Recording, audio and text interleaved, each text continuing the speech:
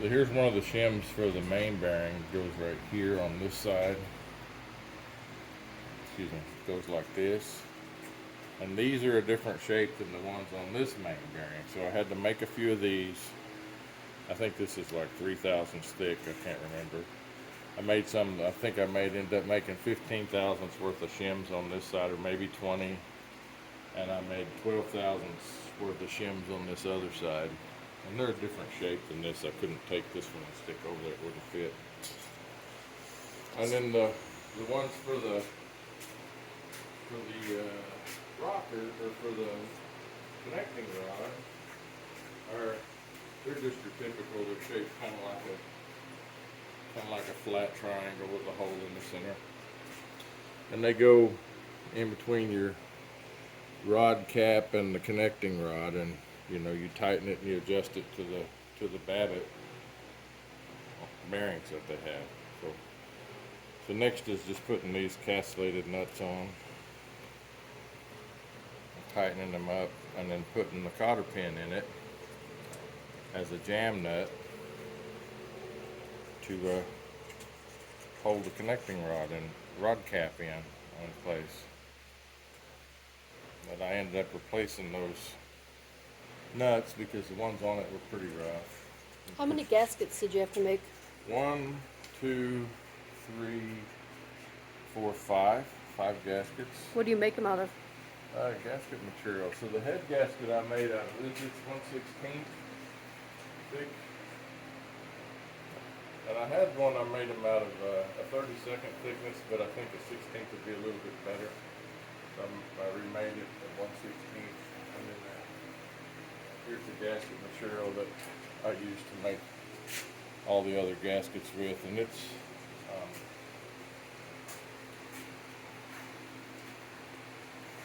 see how thick it is.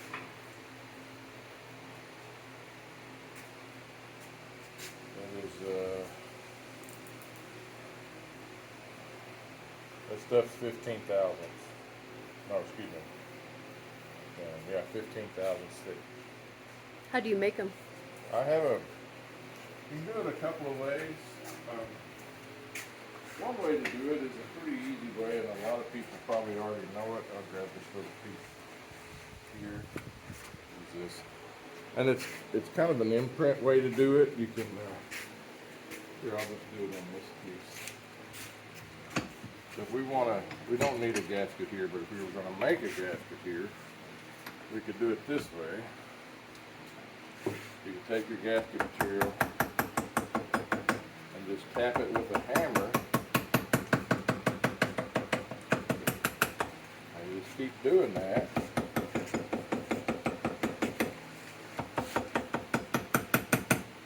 Light taps.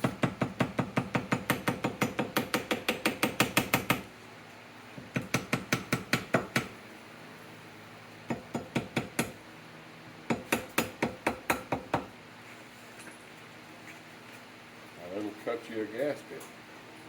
You can do it that way, or I have it's called a, it's an all-packs, it's an old thing, extension gasket cutter, and it essentially is a compass. So I have a board that this goes in, and this pin goes in your gasket material like this, and if you look, there's a razor blade right here, so you can just and cut your gaskets. And the back side, really good at cutting radiuses or circles.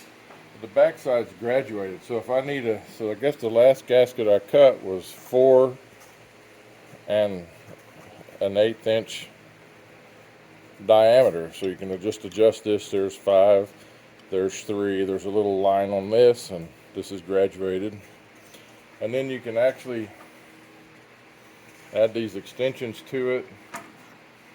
And you can cut one that's a freaking mile long, I guess, if a guy needed to, a big giant circle. And then it also has this little compass here that you can cut some really small ones on. So there's your pin, and there's your cutting edge, and you can just use it like a compass. And then when I get the gasket cut in the radius that I want, now here's the head gasket I made. When I get the gasket cut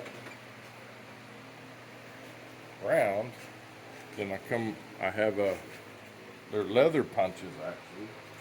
So figure out what the bolt hole size needs to be on the gasket. And you can do this with a little hammer like I showed on that other one, but these things work pretty good, and it's just a leather punch with a sharpened edge, and you can put it on your gasket and whack it with a hammer and cut your bolt holes. And that's the way I do it. And to mark it all out, I use these, they call them multi-purpose deep. They're long nib markers. So that this is where the ink comes out way down here on the end, so you can actually stick it in something and maintain, you know, a lot of times if you do I can show you.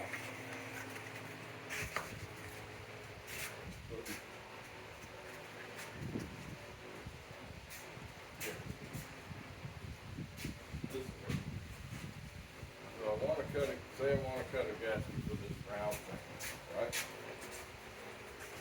Sorry. And then you grab a pencil or a Sharpie or a pen or whatever, and then to mark your inside diameter, you mark it like that, right? But if you look right here, it's the wrong size. But if you get one of these long nibs, you can turn it all the way to the edge and actually get the right size diameter for the hole you need to cut out. And that's what these do. These are cheap. You can get them on the Amazon for, hell, I don't know, $5 or $6, $8 for half a dozen of them, a couple of different colors. They work better than the regular Sharpie or an ink pen because of where the ink comes out. It's that long skinny piece, and it'll reach down in those holes better. And that's how I make gaskets.